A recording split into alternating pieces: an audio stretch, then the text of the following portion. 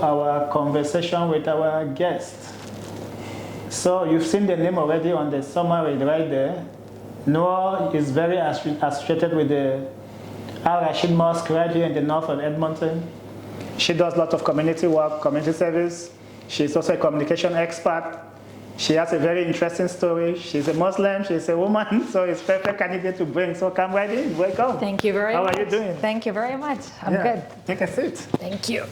So somebody who was brought to Canada at the tender age of a high school student. Yes. And left here to study and has since been here and moved from Ontario to Alberta. Yes. How does that feel now? Being very, very more Canadian than you can imagine. It feels like home. It is home. Absolutely. And you know, here our community, the Muslim community in Edmonton in particular, within our history, we're a true Canadian story, right?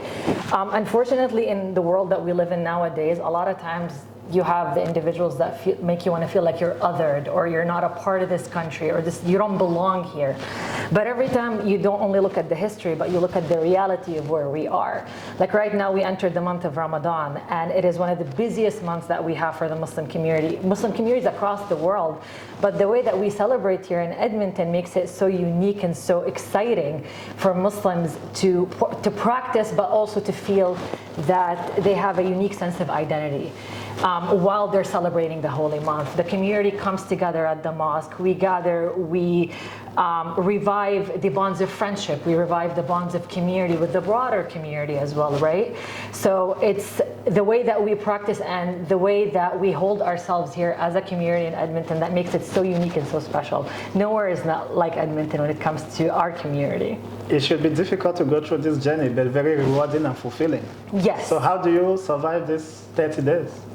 Well, I think you just have to train yourself. You have to tell your brain the right messaging. Leaving food and water is, I don't think is, food is not that hard, but water can sometimes be difficult. Coffee in the morning, trying to find your energy while you're doing your day-to-day tasks, right? But I have 2 young children. They're 13 and my daughter is almost 12. And I feel like, because once again, Edmonton is such a unique city that we have kind of embraced the fact that there's a Muslim community here, that they celebrate Ramadan.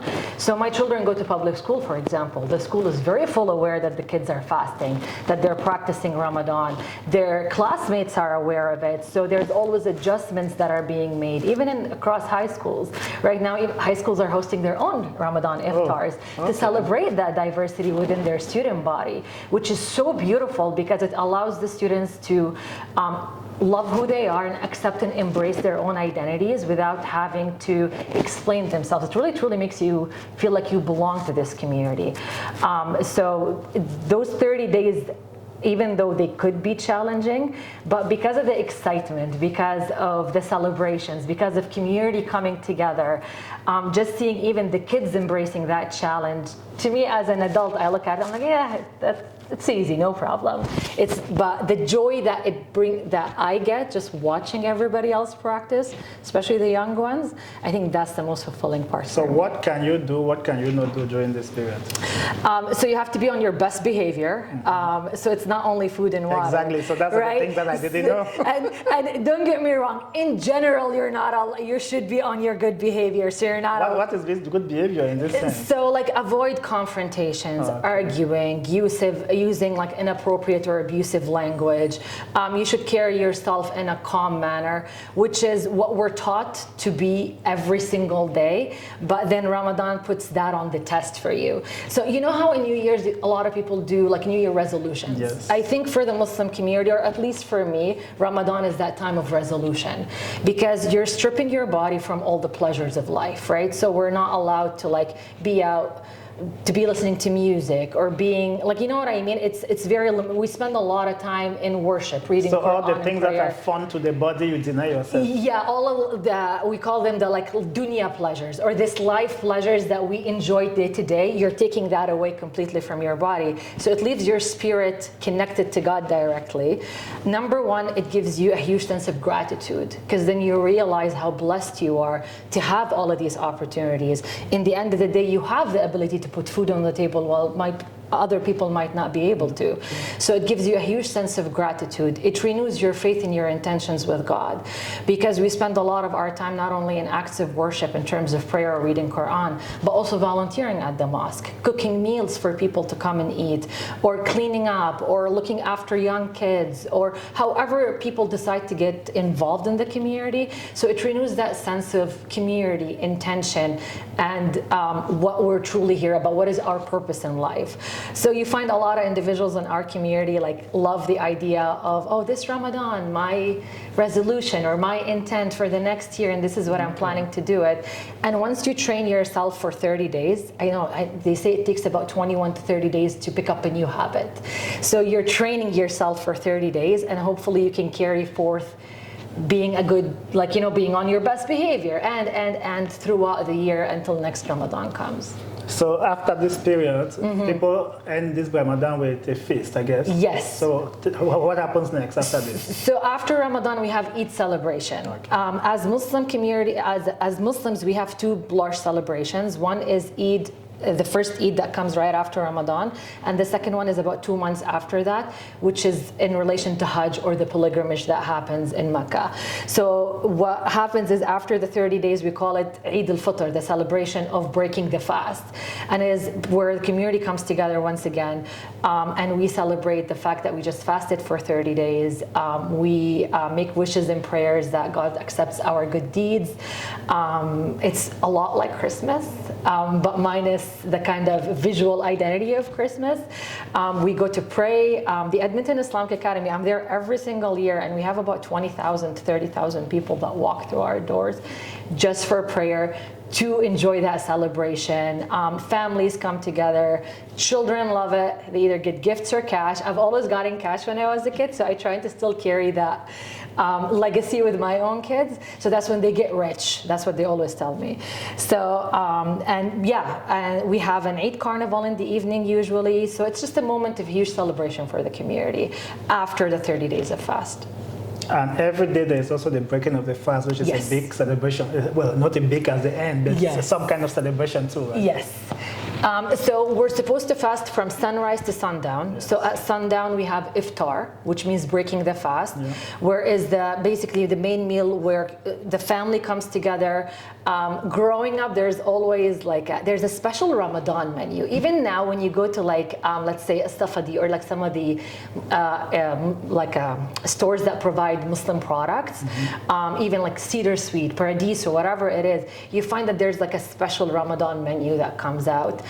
So growing up, that iftar meal was always very special because there's items you only see in Ramadan, and you see that custom or that tradition still carries What are some forth. of those items? So like sambusas, for example, jalab, we call it tamar hindi, I don't know what it's called in English, but there's a few things that you only see on the table during Ramadan. Usually when you're having lunch, you could have the main course with a salad. In Ramadan, no, it's like soup and salad and main course and appetizers and desserts. It's a full feast that happens every day. So there's this perception sometimes, or a common question that I get, oh, you guys must lose a lot of weight in Ramadan. I'm like, no, we don't. Really? Yeah, because if you have all of these delicious menu items that are coming out But that's only once a day, is it not? But you're allowed to eat from sundown till sun rises again. So twice a day? So, but if the sun goes down now at 6 o'clock, so you're allowed to eat from 6 till almost 5. Oh, okay. You could eat the entire time. You know what I mean? It's not meal specific. Okay, I see. So there's only 2 meals in that time, but you are allowed to eat however your heart desires. And when you have a fridge full of delicious food, you tend to you tend to revisit. I would like to be there only for that time. Yes. Okay. Yeah, for sure. At the Al Rashid Mosque, for example, and I would love for you guys to even come and experience I know that. we have the Taste of Ramadan event. We have the Taste of Ramadan on March 6th. I have that on our calendar. Yes, that happens every year, where we basically, as a community, we go out to the community and we partner with faith-based organizations, grassroots organizations, and organizations that serve the vulnerable communities, that sector in specific. And we go out to community to provide resources and connect with them in that space. space, and also cook for vulnerable communities, offer them help, offer resources, creating bonds of friendship, educating about Ramadan and what it means for us and why is this so important. And then we stay there all day until we break our fast with the larger community. So there's a lot of charity within this time. Lots of charity. It is the most generous month of the year in every single aspect. And I think there's a perception that maybe charity is only like monetary charity. It's only money. It is not. Volunteering. It is a lot of volunteering, a lot of people putting their hearts into their community and giving back. For example, at the mosque, we host iftars every Saturday and Sunday. Community members pay for them, and then community members also volunteer their time. So we have a fantastic group. They're called the Helping Hands Ladies Society. They're a fantastic group of senior ladies that cook every Saturday and Sunday at the mosque. I think they cook at least for 500 people that come to the mosque to break their iftar. And then in the last 10 days of Ramadan, they also cook for suhoor, which is the meal that you eat before you actually start fasting. Okay. It's a lot of dedication, and they do it from their heart. They're, like when you walk in, there's always like the smiles, the vibe. So like, I don't know, to me, Ramadan is the best time. That's community, and that's what you like about Edmonton, right? 100%. Edmonton is one of my favorite places in the world. When I moved here, I don't think I've ever, because you know, as newcomers sometimes, or as immigrants, we grew up in different countries, different cultures, different spaces. So your sense of identity is not like a fixed one, right? So I grew up in the Middle East in more of like a conservative environment. That was the early years of my life. And then I came to Canada, and it's like a much open secular society. And when you are a young person, even as you get older, your environment largely impacts the way that you think, your principles, your values, your boundaries, etc. So you find yourself, you become like a unique dynamic of a person.